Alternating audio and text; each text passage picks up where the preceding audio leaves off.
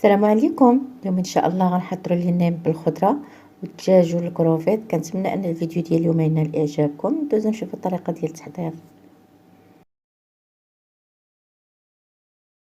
عندي هنا القرعه وخيزو اللي محكوكين وكانوا في المجمد. زدت معلقه صغيره ديال الملحه، معلقه صغيره ديال الابزار، معلقه صغيره ديال الزنجبيل، معلقه صغيره ديال البودره ديال الكروفيت، معلقه كبيره ديال التحميره، معلقه كبيره ديال الزعفران، ومعلقه كبيره ديال البسطيله ديال الحوت صافي، وزدت 2 معالق ديال القزبر ومعدنوس وصويا صوص صافي، ودرت الفيرميسيل اللي مرقداها في الماء سخون ومقطعه.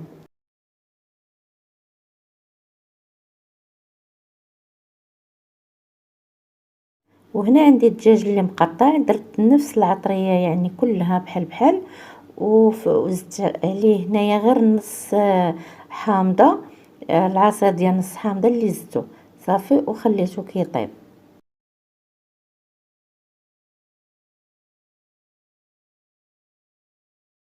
عندي هنا الورق ديال الارز راه كيتباعوا في المحلات، وصافي والحشوات هما وجدتهم باش غادي نبداو التعمار.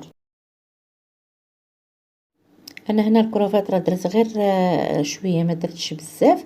كناخذوا واحد الطبسيل كنديروا فيه الماء يكون شويه دافي، كنحطوا فيه هذيك الورقه حتى كتطلق لينا مزيان.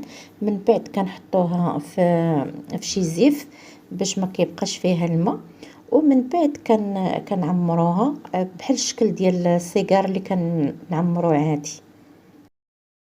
صافي كنبقاو غاديين بنفس الطريقه حتى كنكملوا العنب ديالنا.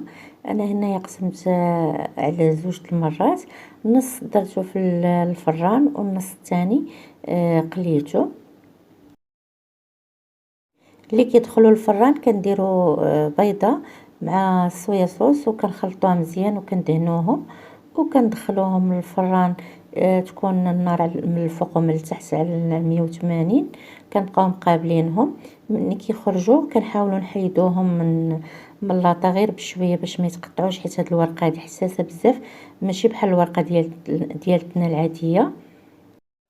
وهادو اللي بقاو غادي نقليهم صافي، ومن بعد كنقدموهم بالصحه والراحه. كنتمنى ان الفيديو ديال اليوم ينال اعجابكم. شكرا على المتابعه والى اللقاء.